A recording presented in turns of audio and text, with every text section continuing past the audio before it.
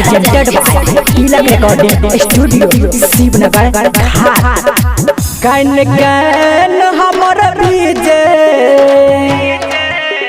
रे कन कन हमर भीजे छेरे सुखल रुमाल। कन कन हमर भीजे छेरे सुखल रुमाल। दिल तोड़ गेल ससुरा दरभंगा वाली माल। दिल तोड़ गेल ससुरा मधुबनी वाली माल। कहियो के पगल फोन नहीं पूछै छै हाल चाल। दिल तोड़ गेल हमर दरभंगा वाली माल। दिल तोड़ गेल ससुरा मधुबनी वाली माल।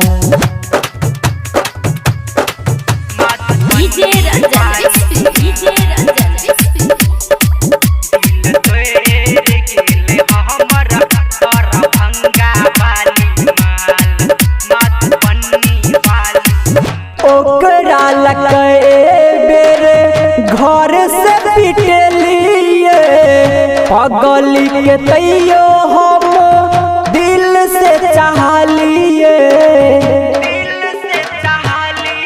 हाँ ओकरा लकै बेर घर से पिटलिए पगली के तैयो हम दिल से चाहलिए। अब करे छेरे दिल हमर हमरे से सवाल। अब करे छेरे दिल हमर हमरे से सवाल। दिल तोड़ गेल हमर दरभंगा वाली माल। दिल तोड़ गेल ससुरा मधुबनी वाली माल।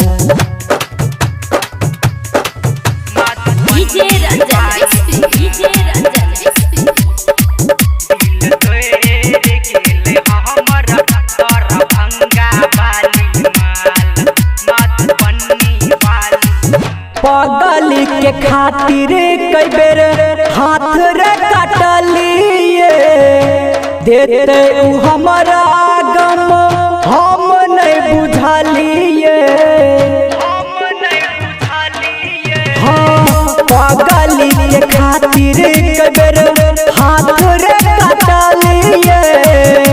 देते उ हमारा गम हम नहीं बुझलिए।